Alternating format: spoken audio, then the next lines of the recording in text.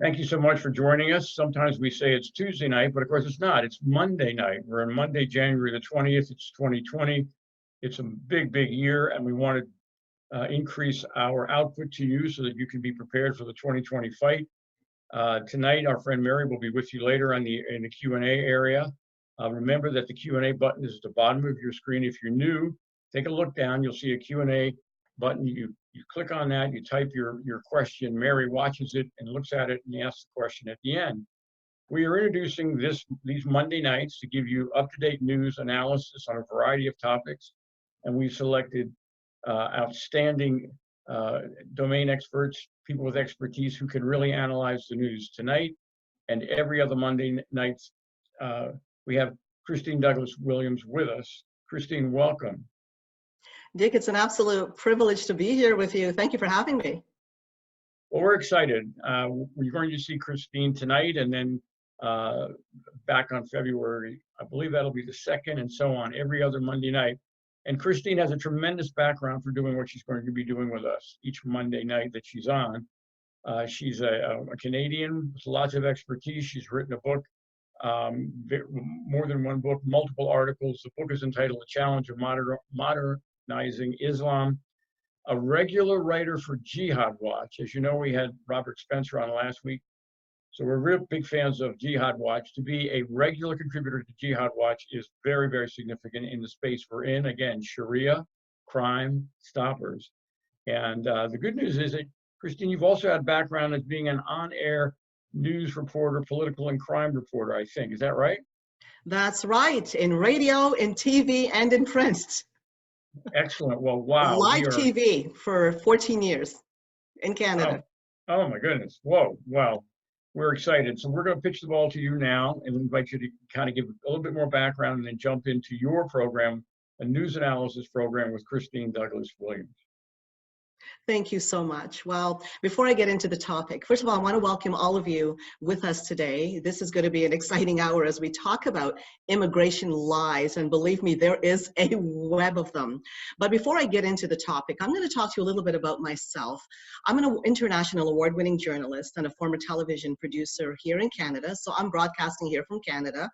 And the two books that I've written, one is called The Challenge of Modernizing Islam, and that was published by Encounter Books in New York City. And the other one is Fired by the Government of Canada for Criticizing Islam. And that was published by the Center for Security Policy in Washington, D.C. And that story tells my own personal story. And the second half of the book, beyond my personal story, is about the whole issue that we have today faced with what identity politics is about. So here was the role that I had before I was fired. I was what's called a governor in council appointee to the federal government. And that was with the Canadian Race Relations Foundation. I was appointed by the Harper government in 2012, was reappointed in 2015. And then when Justin Trudeau came in, and when he won the election in 2015, by 2017, I was fired for criticizing political Islam. Many of you might have heard of a motion coming out of Canada called M103, Anti-Islamophobia Motion M103. I discussed that a lot on Jihad Watch. And of course, with the powers that be in the Trudeau government, that didn't go over very well, because this whole Islamophobia agenda, we'll save that for another time, because in the future, I think that's going to be one of my topics. But dealing with the stealth jihad, the Muslim Brotherhood, talking specifically about those stealth jihadists who pretend to be our friends in society, that was the issue that got me in trouble with the government. I was on a trip speaking in Iceland alongside Robert Spencer, and we were dealing with these topics, and that was one of mine, dealing with the stealth jihad. Don't buy the pretense. I talked about things to look for. Don't just think that according to Western values, because people smile at you, because they shake your hand, because they look you in the eye, they're telling you the truth. Not necessarily. After all, isn't that what we teach our children? If your child is out there, we teach our children about strangers. We want our kids to be safe. It's the same principle. You don't believe everything. You have to test. You have to look. You have to pay attention. So that's what got me fired, talking about jihad in Canada, political Islam. I was also a former appointee in the conservative government too, in the Office of Religious Freedoms, and that office was subsequently shut down by the Trudeau government when the Liberals came to power. And I write daily for Jihad Watch, so I do get this bird's eye view, because writing approximately 3 stories a day for Jihad Watch is quite a bit, and it can be alarming seeing what's going on. So my topic today, diving right in now, is immigration lies. And as I said earlier, there's a web of them. I'm going to dive right in. Lie number 1, that Trump is a racist, he's a bigot, he's a nationalist, for wanting a border wall and for implementing the ban on the 7 countries of concern, which, by the way, were chosen by Barack Obama. Now, when you really think about it, nothing is worse than a bigot, a racist, a nationalist who doesn't even care about children dying. And this is how Trump is being presented by the media. I'm talking the far left media, not all, and also by what's come known to be the globalists who have an agenda to push open door immigration. Now, the truth is, when one thinks about it, when you violate Americans' sovereign borders, this is not a right, and it should not be seen as a right. And I would like to give you, for a moment here, an analogy. How many of you in any neighborhood would go to bed at night with your doors open? With your front doors open, with your garage open, with your back doors open, with your children sleeping in the night? How many of you will do so? No, you're careful about who comes into your house. You have that right to protect the borders, if you want to put it that way, of your own house. In the same way, Trump is trying to protect the borders of the United States. Now, the rights of citizens within the Western societies should come first. The rights to security, the rights to safety, concerns about the economy for yourselves, for your children. And what about the elderly? And going back to the children, many children among us can't afford a dentist, proper medical care, 3 meals a day prescriptions. We have the poor living in the streets, ghettos, inner cities, unemployment and the like. So this is not to say that we become cold-hearted and say, no, we're not going to open the door to immigration for anybody. And this, by the way, is another big fat lie. And it surprises me how much it gets perpetrated and how many times people actually buy into it. They have separated, and when I say they, I'm talking about globalists who are pushing and pushing for open doors. They have created 2 camps, the ones who are against open immigration and the ones who are for open immigration.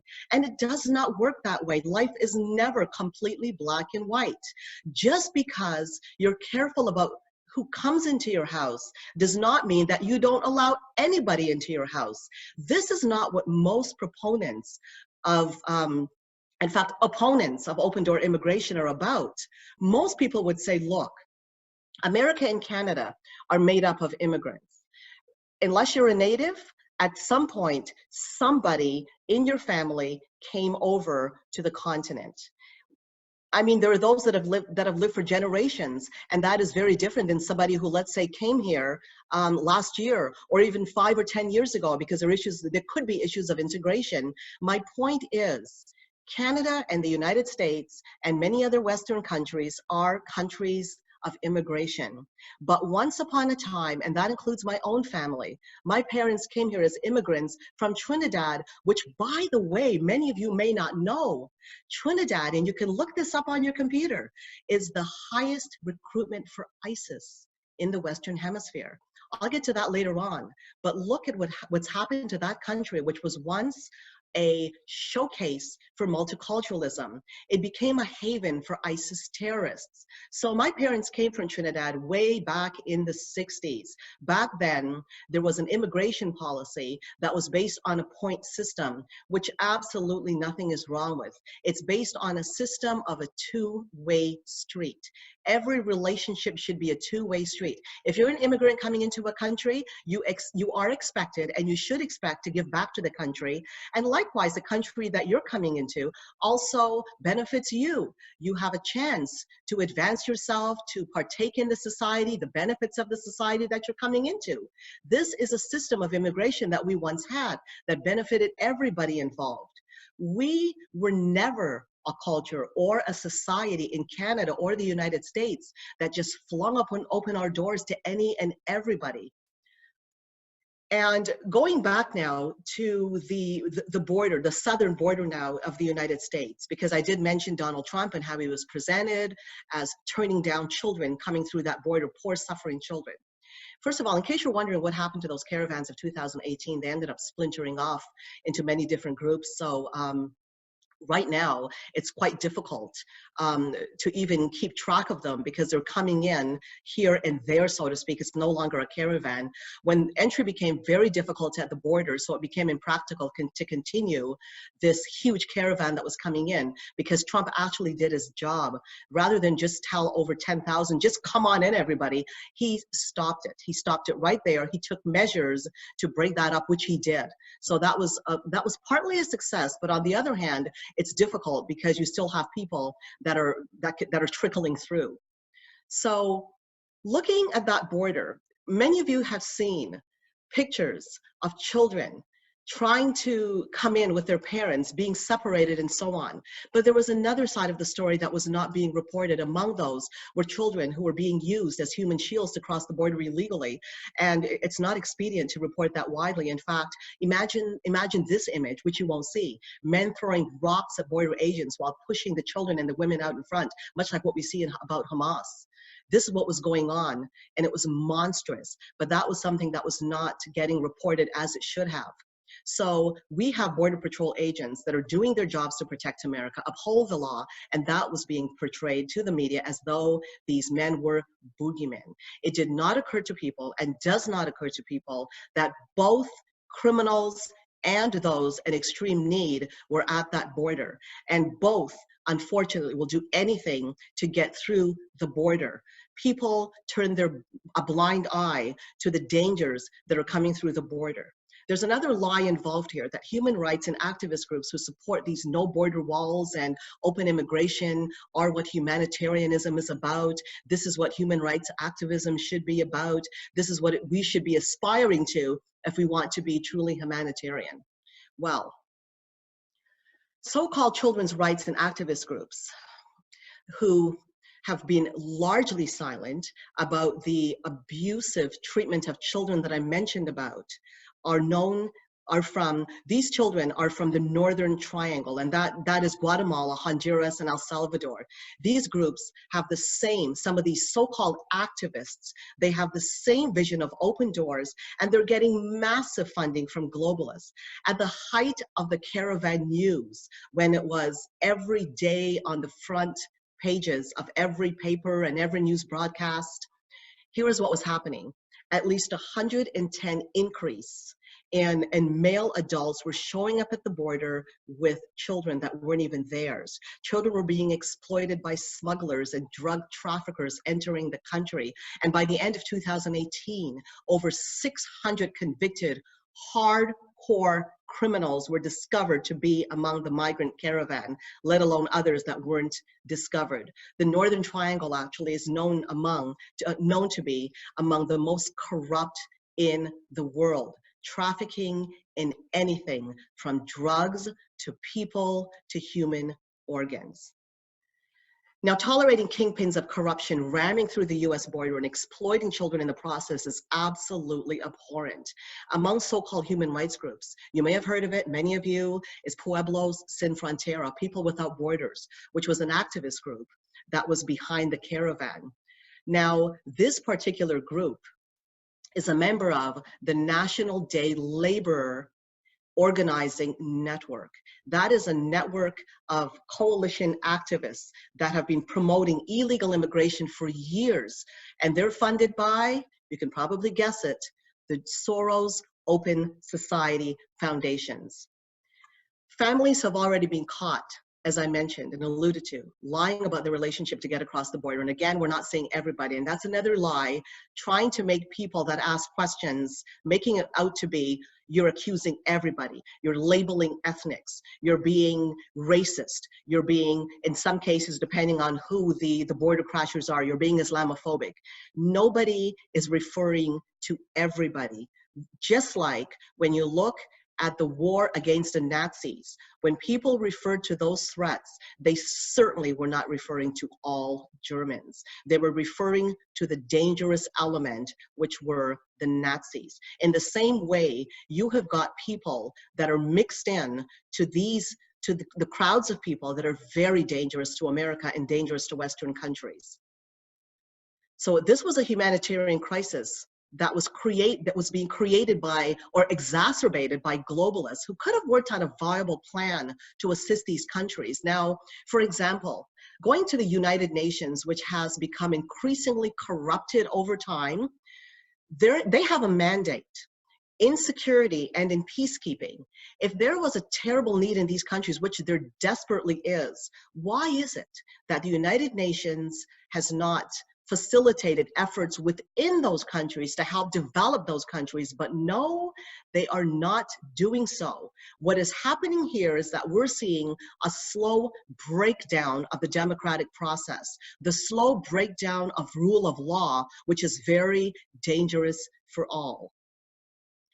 By law, another lie, America and Western countries are obliged to keep refugees, to help refugees that arrive at the border.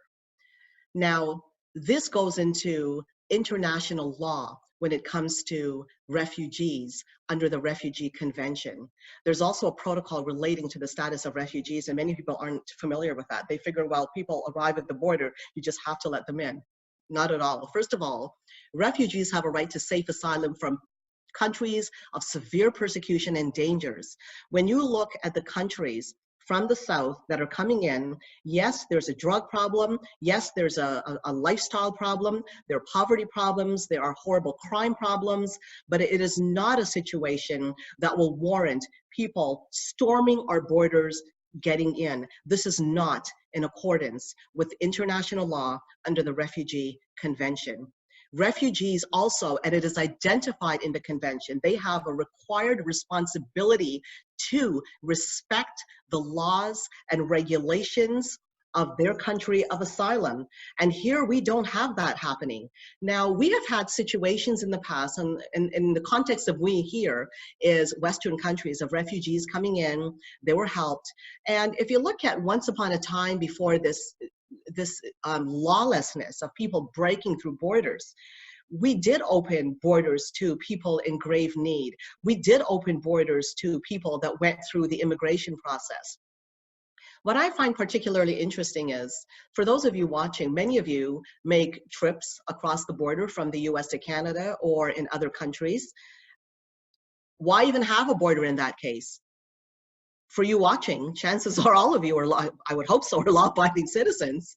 And for people who are law-abiding citizens, we have to go through regular TSA checks. Why is it that people coming from these countries who, there are druggies among them, jihadists among them, and this is proven, why is it that they don't have to go through testing and checks? Why is it that they get to jump the queue when others have waited in line, sometimes for years, to come through legally?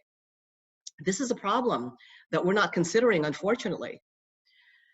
Now, I'd like to bring in another point about immigration, which is a big fat lie, and that is, it is the Christian thing to do. This is something that we keep hearing from the Pope, which is a leader of a huge denomination, the Catholic Church, of course. And there he's been telling the following, telling the flock, open your doors to immigration. Stop being closed. Remember, Jesus and Mary, they were refugees. That is such nonsense. Here you have a situation where there's absolutely no judgment, no differentiation whatsoever. In fact, there is a tendency to try to lump all immigrants together, which I find, as an immigrant, rather offensive. Justin Trudeau told our population in Canada once that a Canadian is a Canadian is a Canadian. And let me backtrack for a moment about what led to this. When Donald Trump announced his ban on temporary ban on 7 countries of concern, again, that was originated, those countries chosen by Obama, immediately after that executive order, our Prime Minister in Canada, Justin Trudeau, tweeted out, "Welcome to Canada to those who are suffering in other countries, persecution. Diversity is our strength." Before this tweet went out, Canada already had a problem with a loose border coming in at the Quebec border where mostly Haitians were coming through.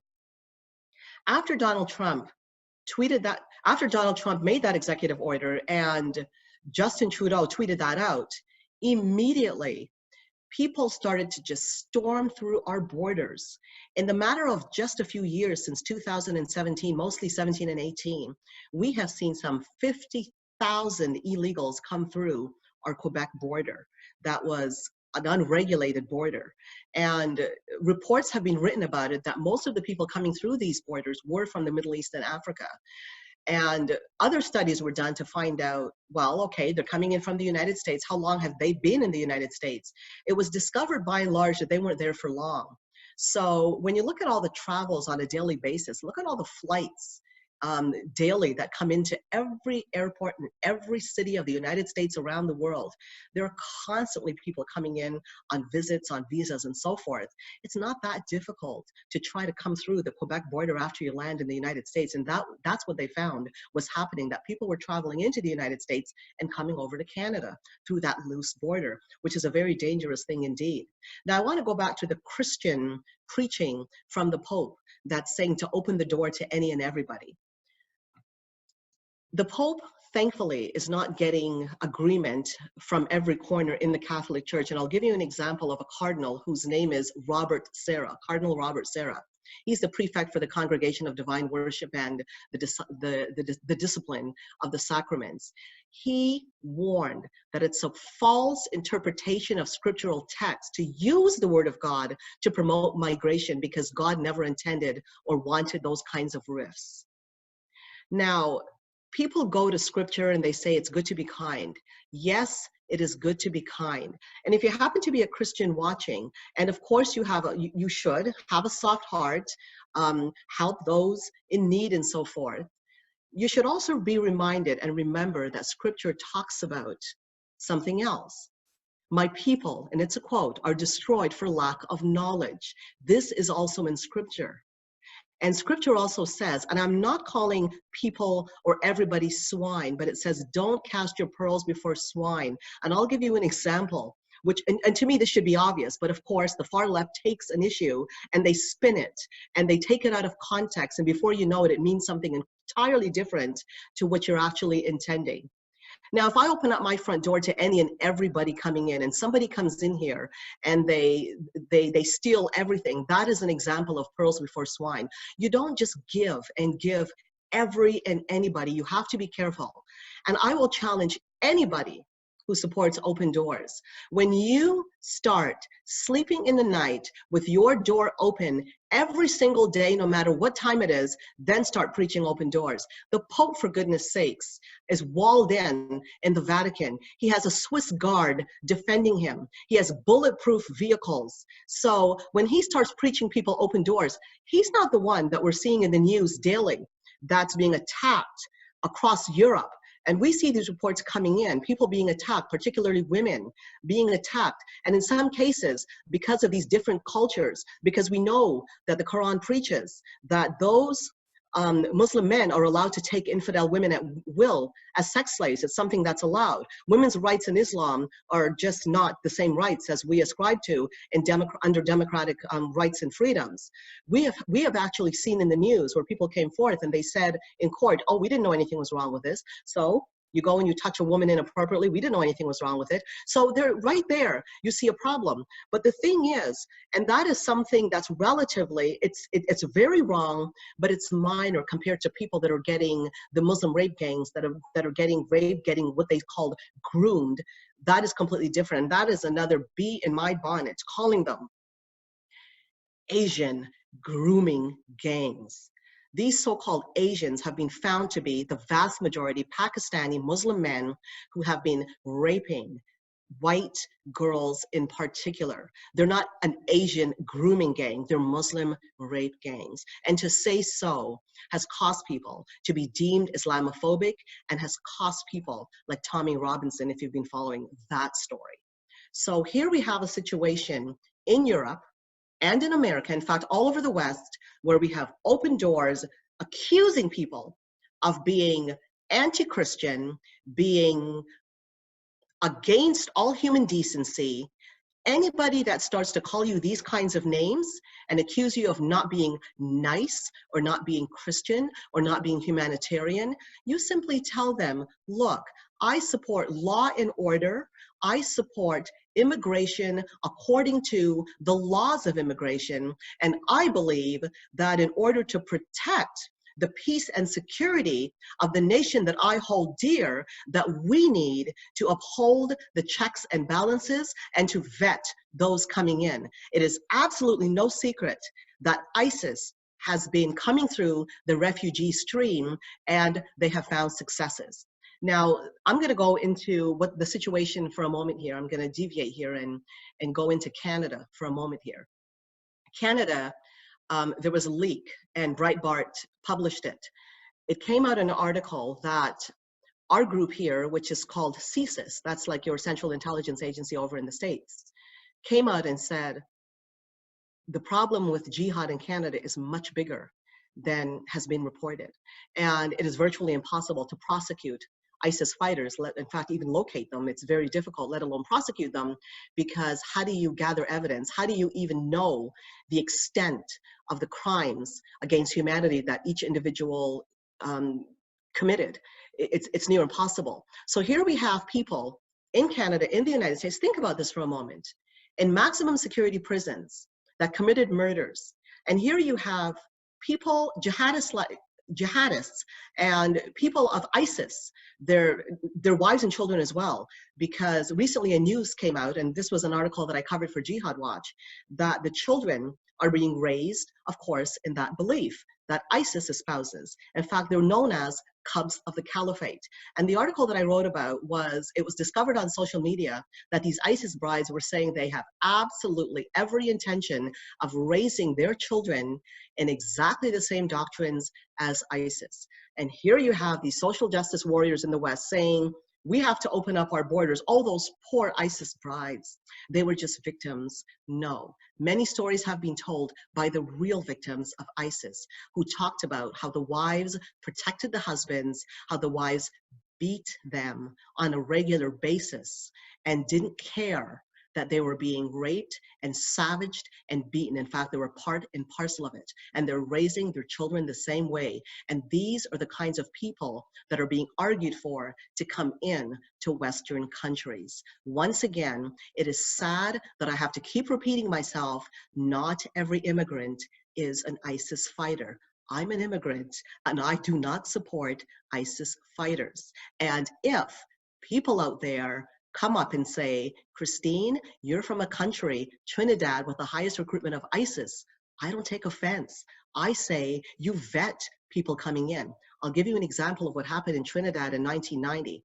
This was a coup attempt that happened in Trinidad. In fact, Trinidad is a country that has not just the highest recruitment of ISIS, but the only country in the Western Hemisphere where a coup attempt upon the sovereign government was made, and that was by Abu Bakr in 1990. This is what happened in that country, and this man is still roaming free in Trinidad and recruiting for his group. Now, during that coup, or any kind of instability, any kind of a resurgence, if I hear the government of Canada, which you won't hear under Trudeau, or the government of the United States say, look, we need to be vetting people that are coming in from Trinidad. My husband in particular is also from Trinidad and he has many members living there. We won't be offended because we realize, wait a minute here, we want the borders of our country protected. We are patriots. We love Canada, we love the United States, and we love the freedoms and we don't take them for granted. Another thing is, visible minorities that are for, and this is another lie, it's made out to be that visible minorities are against law and order of Western countries, or all visible minorities support open doors. That couldn't be, it couldn't be a bigger lie. In fact, for those of you who don't know, Trump launched in a very important location, Florida, because that's a huge swing state. He launched an evangelical rally there. In fact, not just a rally, but it was a launch coming up to his campaigning. And this launch was made in the largest Hispanic church in the country in Florida. In that church, they support Donald Trump, and they're seeing some 15,000 people visit a week. This is what's going on. And let's not forget the rally that happened in Texas, the Indian rally, where Modi supports Trump. And he completely supports his measures of protecting the country against Islamization. If any of you had watched that rally, it was amazing to see all these Indians standing and cheering for Donald Trump for protecting his society. Now, you can go back and look at those videos because, of course, they're up on YouTube. But the image that you get is us versus them. If you're a visible minority, then you must subscribe to Open Doors. I am completely sick of this bigotry of low expectations. All of you remember the Me Too movement. In fact, there's a movement in the West right now that is so anti-male, and that is another story. If a man even looks at you wrong, the guy could be in danger. This is the sensitivity we have now of feminists. And we also have news of how women are being seen in Islamic states, and that we've opened our door to immigration, and we've seen a flock of Islamic supremacists coming through, and there are documented cases of abuse rampant in countries like Sweden, France, the UK, and so forth. Where are the feminists? Where are they? Utter silence. Why the two-tier system of judgment? This bigotry of low expectations goes something like this. If you're brown or black, it's fine if you act like an animal. That's okay, you can get away with it. But if you're white, don't even give me a wrong look. There's going to be trouble. This is what I call a real bigotry. And this is what's being purported by the left. You look at groups like Black Lives Matter, which preaches hate of policemen, hate of whites. They don't want to deal with the problem of blacks shooting blacks, which is rampant. They don't want to deal with the problems of black crime or visible minority crime, because for them, it's color first. It isn't about humanity. It isn't about the victims. It's about color. And this is the disgusting part of identity politics, which is so demeaning to law-abiding, visible minorities. It is disgusting. And for those who stand up and purport that, you've got several groups that actually support this. Some of them are benefiting financially from identity politics, and others, well, those criminals who want to live a lifestyle like that, who want to crash through borders and break all kinds of laws doing it, of course they're going to ascribe to that kind of behavior. It's expedient. But people have lost the ability to truly think. Make America Think Again is truly an important series, because I cannot fathom why people cannot see the difference between a law-abiding citizen and a lawbreaker. Why they can't get color out of their head and start seeing humanity for what it is. When one looks at the history of America, or the history of white America, let's put it that way, in terms of color, since that's what they want to do. Yes, America has its history of slavery, but so do other countries. In fact, many Muslim countries still have slavery going on today, like in Algeria, like Mauritania, like in Sudan, black slavery. Why is this being tolerated? Because it's visible minorities? Because it's ethnics? It doesn't matter? This bigotry of low expectations has got to stop for the sake of the victims. Right now, there is a savage wiping out, attempt to wipe out Christians in a genocide, they've actually called it. And when you look at what a genocide is, according to acceptable international definitions, and a genocide is happening now in North Africa, in Africa, and in areas of Africa and in the Middle East. Who's paying attention? How many people are paying attention? And most of the offenders, according to Open Doors USA, is Islamic countries. And then they try to say, oh, these countries are just, this is radical Islam, this is radical Islam. So what are they saying? That in these countries, which includes Saudi Arabia, and it includes so-called respectable states, is that some aberration? No. This is enshrined in those countries. This supremacy is enshrined. This abuse of Christians, this murder of Christians is enshrined. And when we look at what's going on, as I was mentioning with Black slavery, it's going on in these countries and it's an accepted norm. So where are the voices? America has gone far in terms of slavery. We had a Black president in the United States of America, for goodness sakes.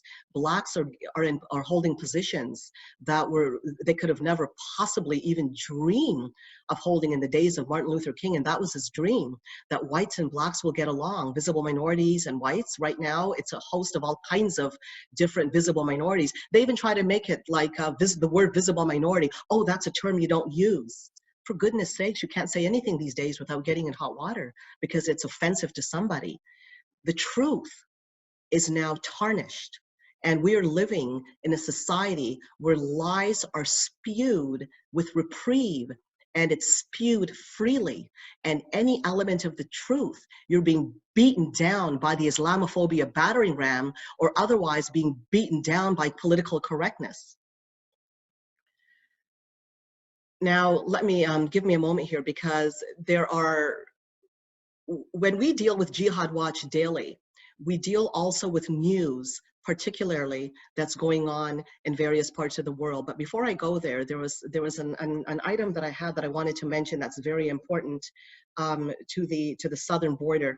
And I've kind of mixed things up a bit with the northern border and the south, and I'll deal with both simultaneously, because we've got a sour element, a very dangerously sour element trickling in both the northern and the south. And I mentioned about the north, and I also mentioned about Europe, how ISIS has had successes infiltrating the borders. But the UK Daily Mail revealed this past summer that the Islamic State plotted to send operatives to the US through the border of Mexico. When Trump mentioned at one point, the Trump administration, that there were ISIS operatives coming through that border, people just laughed it off as, that's not happening. Well, of course it's happening. In fact, ISIS has said many times, they've boasted about infiltrating the borders. They've called on infiltration of the borders. Why wouldn't they? Think about it. Open borders, that's an opportunity for conquest. Why wouldn't they do it? That's actually a more logical question. Why wouldn't they? And of course, you have the same thing going on in Trinidad that's being flooded with illegals from Venezuela. Plus, Venezuela is a country that's harboring Hezbollah and the Chinese triad and the Russian mafia all together. And the Venezuelan government has proven to be very complicit in providing a haven for the criminal and the drug element networks. Now, they're coming into Trinidad, and it's very easy for Venezuelans to actually come over and to make that round into Trinidad, to go to the islands which they have infiltrated. And it's not that difficult to step over into Mexico, as was warned by the UK Mail, and come over into the United States. And this is something that we're seeing happening. Now, I did mention about the border and the Quebec border in Canada. Before time runs out on me, this is something I want to dig into a little bit deeper. Not only is that Quebec border being loose, but Canada signed on to the UN Migration Pact. In fact, Canada announced that it wanted to lead the charge in the UN Migration Pact. And for those who haven't heard about that pact, it was really big news for some time, and then it kind of died down. But what it does is basically facilitate economic migrants just storming into the West from every country. That's it in a nutshell. But what makes it worse is that they're at the top of the queue when it comes to finding job. They get help from the government. It's an escort system to allow the UN to basically decide for countries. And yes, they're saying, no, we're not going to barge in and we're not going to interfere with the sovereignty of countries. Well, they already have. Take, for instance, if you've been paying attention to the Visegrad group, this is this block of Eastern European countries, which comprises of Hungary, the Czech Republic, Slovakia, and Poland.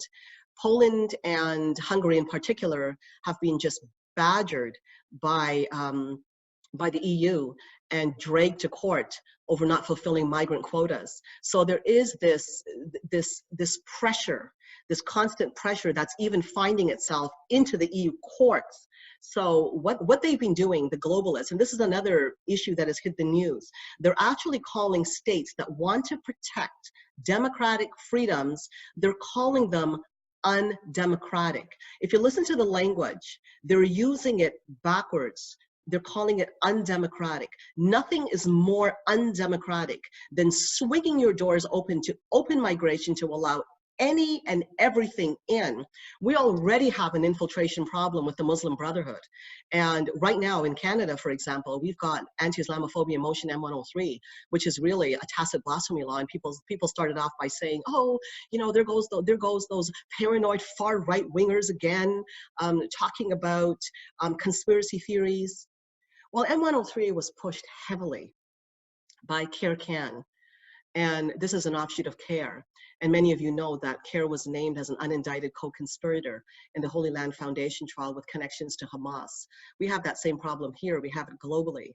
And we've got operatives that are working in these organizations like CARE-CAN, which is now the National Council of Canadian Muslims, and we have other organizations that are affiliated as well with the Muslim Brotherhood.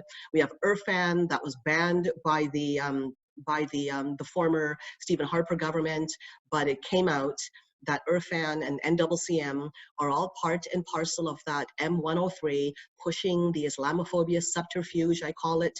And when people said M103, oh, it's not law, it's just a motion. Well, a motion provides groundwork for future law.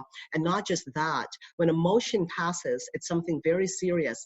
And this motion, had it not passed, it wouldn't have led to a $23 million initiative. Yes, a $23 million initiative paid for by taxpayers, where that document, and we wrote about it on Jihad Watch. I wrote about it extensively in an article called Follow Up to M103. And in that article are such contingencies as monitoring online hate, which is a priority of the federal government right now that we have, and monitoring citizens for compliance, for hate, and what is said and what isn't said. And also, it was also announced that groups like the NCCN and IRFAN, because Iqra Khalid actually said it on tape, it was on a YouTube, that they will be involved in dealing with these issues and monitoring these issues when it comes to making Canada a better place against hate. And nobody likes to spread hate. And we have very different laws here in Canada than we have in the United States.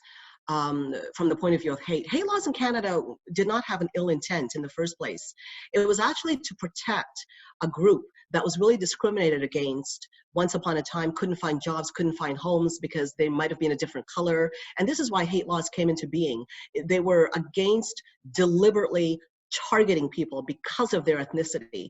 And you know, you look at situations of severe persecution and shutting somebody out of a job because of their color. This was the initiative behind hate. But now it's come to be anybody who talks about jihad terror, well, it's hate. It's mutated into something very ugly, and it's being monitored carefully by Islamic supremacist groups and individuals. This is scary what's going on in Canada. Now, I want to turn my attention to Europe, because right now Italy is in the news. Italy was written up by, would you believe, the Washington Post as being a country that avoided jihad terror attacks. And the article actually investigated why. It's because they stood apart in controlling its migrant flows, for one thing. And also, they were known as a country that did a lot of deportations as a result of their its counterterrorism strategy. So now when you look at the security of Italy, it was great under the former leader, Matteo Salvini, but he was tossed. And with this new government that's come in now, that has been moving more and more to the left, they're actually now considering amnesty. Can you believe it? After Italy had such a good record of 700,000 illegal migrants. That's news that came in this week. Now, again, I'm all over the place here because I'm getting into one territory and then I have to go back to another. But I do not want to leave the issue with what's going on in Canada. And I'm going to have to, because my time is running out, I'm going to have to finish off by what's going on with Iran, because that has been big time in the news. Canada is very unique when it comes to the issue of Iran. In 2012, Canada was forced to shut down its embassy in Ottawa. Now, a month before that, I had actually made a case in the Gatestone Institute in an article called Shut Down Iran's Embassy in Ottawa, because it was very horrible what was going on there. What was going on was that the embassy was being used by Iranian nationals, loyalists to the regime. And there was a cultural counselor working there, and they were actually using the embassy through cultural programs to spread the doctrines of the Iranian regime. And in Farsi, on Iranian TV, they were busted by a couple of interpreters here in Canada who knew what they were saying. And they were actually calling on Iranian nationalists to infiltrate into a fifth column in Canada to overtake the government, to overtake the country, in fact, and to attack the United States. As lofty as that sounds, Iran has its operatives in every country. In fact, Hezbollah, in its elite offshoot, was found to be analyzing in detail a map of Toronto International Airport, and security revealed that they were planning an attack. So we have got Hezbollah operatives here, we have Iranian nationals here, and I'm talking not the good ones, the loyalists. And one good thing in Canada we could say is that we do have a lot of Iranians that are very anti-regime, and they're in constant clash against those that support the regime. We also have Johari, member of parliament, Majid Johari, that has been a fellow that's being watched because he was lobbying to reopen negotiations with Iran and reopen the embassy and sending out petitions. And recently, in another Farsi show that went on, another show that went on in Iran that was interpreted, it was discovered, and he was accused of being involved, particularly involved with the Iranian regime as a regime operative and getting money. He denied it, but eyes are on this man because there is valid accusation against him. But at this point, it is accusation. But if you watch him, this is what's been going on. Canada also sent Omar Al-Ghabra, another MP, to the 44th session of the Organization of Islamic Cooperation for OIC states. What is Canada doing there? Under this government, there are serious concerns. And with our loose border, there are implications for you as well in America, because we have double the length of the border. When you look at Mexico, we have practically double that when you look at the expanse of Canada and you look at the territories as well. I'm going to bring in right now our Mary with Sharia Crime Stoppers. I'm going to ask her to join us now because she is handling the open line portion of the program. And I know that she's somewhere on standby, but I realize now that time is going faster than I intended. There's much more to say, but I'm going to have to save that for another program. Well, Christine, this is great. I'm here. So, wow. I love the comparison you did with if you leave your doors open and let people just walk in, help themselves to your refrigerator, help themselves to your bed. Gee, come on in, right? And I think I've heard of somebody actually knocking on one of our leadership's doors and asking, "Can I have a sandwich?" Don't look at who it is. Just open your door, Mary. Yeah, sure. What a great visual that is. So thank you for that. And I love your other bigotry of low expectations. Wow. Yeah. Amazing. Anyways, let's get to the Q&A. It is, we've got quite a few here. And the first one is, the alliance, we want to ask you about the alliance between the narco cartels and jihadists in northern Mexico and the infiltration of the sleeper cells into the US. Also, the alliance facilitates opioids into America that kills thousands annually. Your thoughts on that? Now, the military has examined this. Some of the information I acquired today, some of it was in articles, but another one came from a postgraduate study from the Navy, from the military, the American military, and they found that there was a tight alliance. And I'm trying to, I love this Make America Think Again, because it goes back to logic. If you are trying to find your way into a doorway, you're going to examine it for weaknesses. This is what they're narco terrorists. This is what's happening here. And another thing that needs to be noted, jihadists need to raise money. I'm going to use the example in Trinidad because the same thing is going, it's an easier example, and the same because it's very complex. The different groups that you see in Mexico and even globally that's involved. They raise money through crime. This is something that a lot of people have not even understood, how crime is used to raise money for the jihad. It is something that is routine. You look at Abu Bakr in Trinidad, for example, the high crime rate. These are jihadists existing there that also raise money through drugs.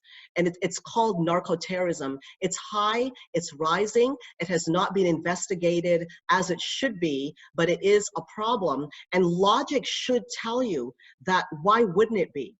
ISIS is now everywhere. It has infiltrated everywhere. Its membership is all over the globe. It's raising money by various means, including crime. So there is that alliance that has been proven. So there is that danger coming through the southern border. It was discovered, the UK Mail put it out, as well as others have put it out, but it is something that needs more work, more investigating, because right now, the investigations have been done, but by far too few. But it is out there, it's expanding, and it's happening. And given the global village that we live in, it's very heavy in Venezuela, but because of immigration, it's very easy to travel, and it's very easy to come into the United States, to come into Canada, and then go back into the United States. It is not difficult to expand. So that's the word I'd like to leave you on. Numbers, it's difficult because it's not been properly investigated yet. Here's a question from me: does the border wall between the US and Mexico, once that's finished, once Trump is successful in getting that done, does that benefit Canada as well? That is a very interesting question. It benefits Canada from the point of view of the criminal element coming to Canada, but we need to remember something.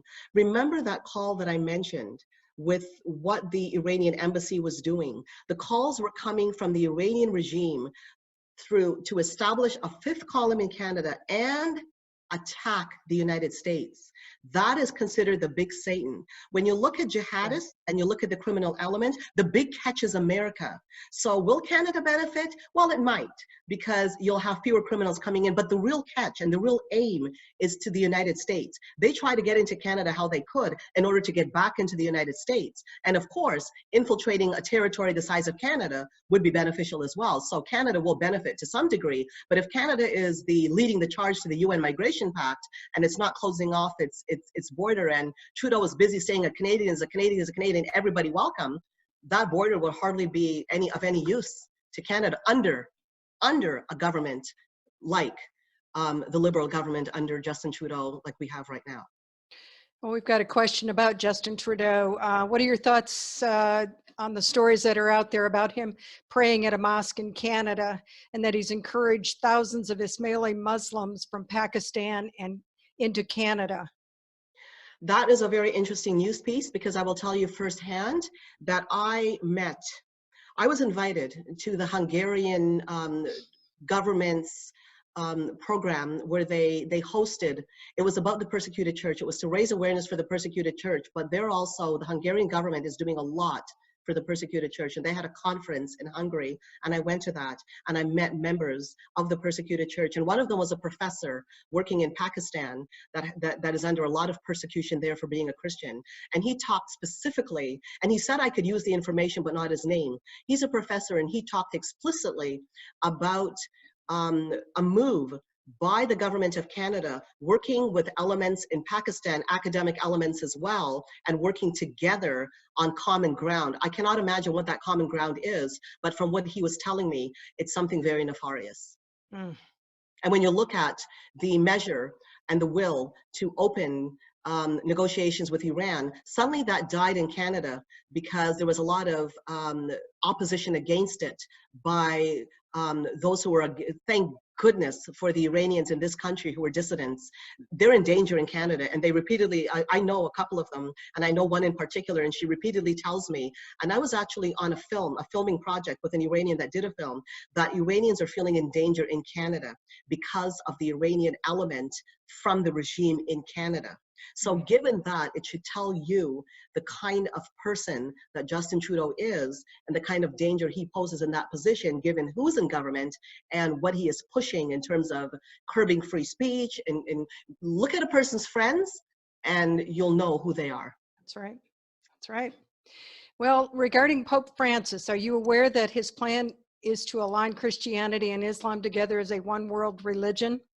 Yes, I am, and we've written quite a bit about that. It's one of Robert Spencer's favorite topics, and I've written about it quite extensively myself.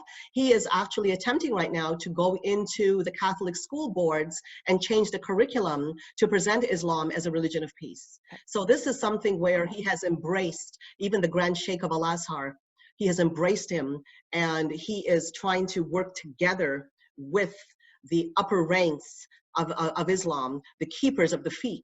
And this is something very dangerous because they ascribe to the hadiths and to the divine Sharia, and there's no bending when you start getting into those circles. And the Pope has been pushing that as a measure of diversity, a measure of global peace, and being friends with your neighbor. He's not filtering, and thank goodness there is dissension in those ranks. A quick word of encouragement I'd like to give too is that the Dalai Lama came out and said, Europe is for Europeans. If you keep on doing this, the Dalai Lama, for goodness sakes, Wow. you're going to become another Middle East and Africa. He came out and said it.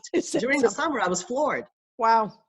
So we're starting to see real separation happening here. But yes, I was aware of what's going on in the Catholic Church, and there is, I'm happy to say, dissension in the ranks.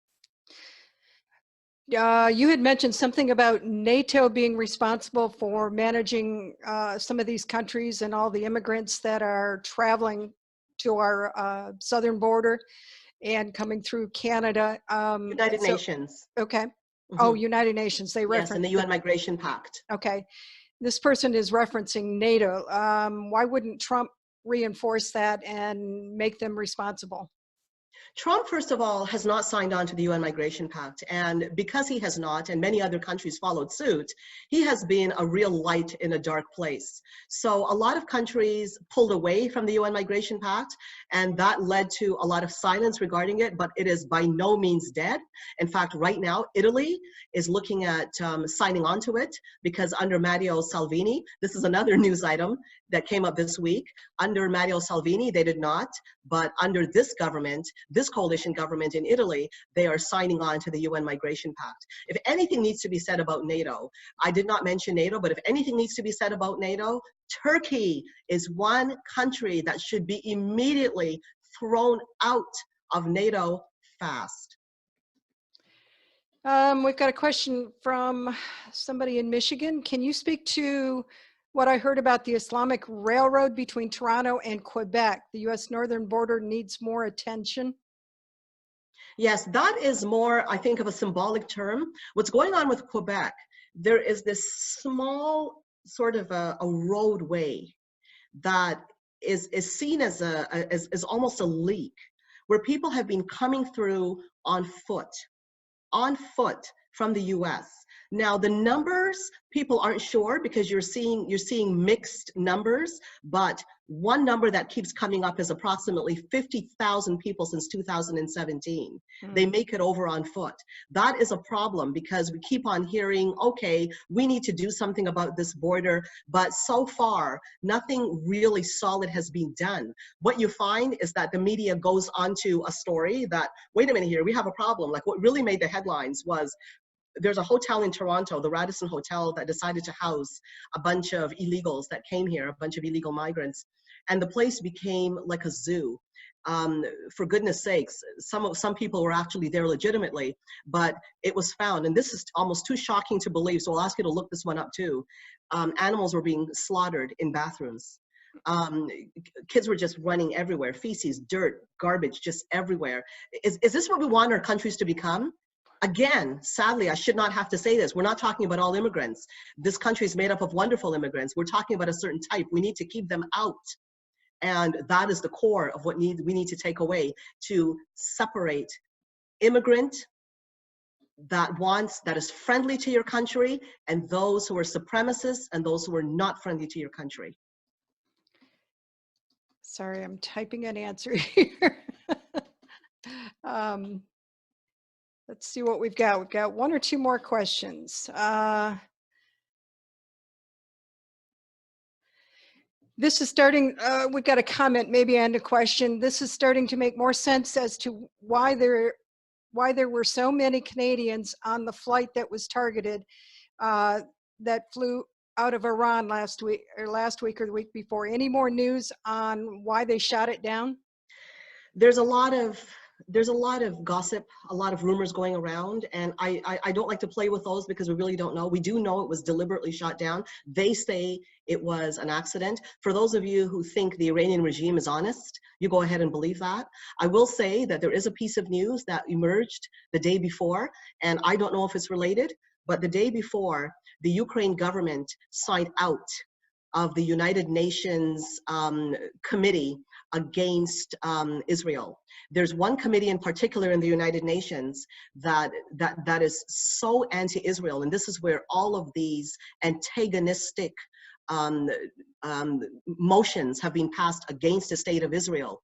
And this particular group, this committee, the Ukraine pulled out of it, and Israel congratulated the Ukraine and said, look, we call on more of you to leave that. This is not something you should belong to. This is and they were, of course, what I found amazing is that nobody heard about it again. We didn't hear any opposition from the Palestinians, the jihadists that are ruling the Palestinian territories. We didn't hear anything from anybody. The next day, the plane goes down. I'm not saying it's necessarily related, but there's been an awful lot of silence on the Ukraine pulling out and Israel encouraging more nations to leave that toxic committee at the United Nations that consistently rules against Israel and lets all these other countries commit the worst atrocities. That's the only thing I will say at this point. And I do know that that Hezbollah has an operative, in particular, that belongs also, well, we know the connection between Hezbollah and the Palestinian territories. The Islamic Jihad, the Palestinian Islamic Jihad group is very closely aligned to the Palestinian cause. In fact, when Hamas has been trying, and I don't believe them one bit, but they were working with Cairo on some ceasefire, Palestinian Islamic Jihad did not want anything to do with it. They just want to fight and kill and shut down anything Zionist. And we know that these operatives are everywhere, and they're working hand in hand with Iran. So I don't know. I'm not insinuating necessarily that it had anything to do with it, but it's rather coincidental that that happened the day before they pulled out of that committee and that plane went down. I do not believe anything that comes out of Iran for their word. We have to look at all of the evidence, and they're still being pieced together. But I know that dissidents in the country in Canada are saying that it was deliberately shot down and there were motives behind. It was not an accident. This is what dissidents are saying. But right now, we await the truth from that jetliner. Trudeau has tacitly blamed Trump, as has a CEO of Maple Leaf Foods in Canada for causing problems with Iran that led to this. For goodness sakes, why not blame all of the nations that fought against the Nazis for all of the deaths that happened as a result of pushing back the Nazis? That stupid argument is just unbelievably dangerous. Let's make this the last question. This is a question about the media. Why are they ignoring these issues? But I'm going to add a little bit to that. Are the Canadian media sources up there as bad as the US sources here? I would say in Canada, generally, it's pro-Trudeau, but it's a mixed bag, because you are seeing the media in Canada covering certain stories that you would raise an eyebrow, and they may start to discuss issues about Iran that you may not have expected from a traditionally leftist media. So we see, I would conclude by saying it's a mixed bag in Canada. I wouldn't say it's quite as bad as the States, although I have to say that because Jihad Watch is based on news articles, and yes, there's commentary, but it's based on news articles, I do find stories, for example, this Washington Post one about Italy and how it's managed its borders and how its counter jihad programs have worked. That came from a Washington Post article. So you do see trickles here and there, but they're not on the front pages, and they're not made an issue of, particularly when it comes to talk shows or any kind of a discussion. We find still in the media that that's shut down. We definitely find a slant that is dangerous. Overall, collectively, there's a slant, but you do find trickles of hope here and there, and those trickles are the ones that we need to be working with. One last question. Do you feel that the Trudeau win was partly because of a lot of jihadists, because he's so Islam friendly? What happened is that Trudeau there's been no bones made in Canada that Trudeau was out for the Muslim vote. And there's a lot of, and he got a lot of it. But really, he ended up with a minority government. And the biggest problem we had with the election was that there was a split in votes. There was a split with the People Party of Canada because Maxime Bernier, with that party, split from the Conservatives. And although they didn't win any seats in Parliament, it still translated locally to a lot of losses of votes in various areas because Canada has quite a different system than you see in the United States. And I'm hurrying things up here because I'm aware of the time. So a lot of it was the split and vote. Plus there was a loss of confidence in Andrew Scheer because he wasn't dealing with the Islamic supremacist issue, the jihadist issue in the country. There were incidences of him throwing people out of the House of Commons floor. For example, MP Cooper during a hearing because Cooper ended up in a tug of war of words with an Islamic supremacist. And really, Cooper, I was watching and reading some of the dialogue that had taken place on the Commons floor before that. That man was about up to here with the garbage he was hearing with Islamic supremacist thuggery all the way through. And I don't think he was dealt with right. So there was a lack of confidence in dealing with immigration issues because Andrew Scheer was staying away from these very important immigration issues. Nobody's saying that you have to get right there down to the jugular and deal like people deal in the media, but for goodness sakes, just express that you care about the borders and we intend to start vetting and we welcome a type of an immigration system with a two-way street. And that's really what he needed to do, but he was shying away from issues. And then a video came out where he was caught kowtowing to the worst Islamic supremacists. And this was something that was taped under wraps and that made its way out there. And a lot of people just decided they didn't want to vote. Well, thank you, Christine. This is an excellent program tonight. And so let me go about telling everybody how this is going to proceed with the rest of the week. We have Christine's going to be returning every other Monday with us. Her next appearance is going to be on February 3rd. I think Dick said the 2nd, but it's going to be a Monday the 3rd. She and Claire Lopez are providing news briefings on alternate Mondays. And we are titling it Make America Think Again. Boy, you have to think to be able to get out and vote. So please, America, think again. So on the rest of the week, we have Tuesday at 7 p.m. We have Brannon House, founder of Worldview Weekend. We're going to be showing Brannon's documentary trailer, Siege, then discussing it with him. And then Thursday we have at 7 p.m. Dr. Mark Christian is going to be returning with us. Our Thursdays are a special event, but he is the fourth Thursday of every month with us. He's a former Muslim imam, now a strong Christian and apostate from Islam. He's going to be talking to us about the Middle East, the Muslim Brotherhood in America, of which he knows quite a bit about, and current events. And then please mark your calendars for the Tom Trento Radio Hour, Monday through Fridays, 11 a.m. to noon Eastern Time on WWNN 1470 AM, 95.3 FM, and he's also on iHeartRadio. And we have a new platform for his radio. He is now joining Worldview Weekend Radio and TV. We're excited about that. But please remember, freedom is not free, and we offer all of our webinars and Tom's Radio at no cost to anybody who listens in and watches us, but we do have a cost to provide and produce. So please consider donating to help us continue our work. Go to theunitedwest.org/donate to help us, and all donations are appreciated. It's been a great evening with you, Christine, and we look forward to February 3rd when you return. Thank you so much. Thank you, Good night, Mary. everybody. Good night.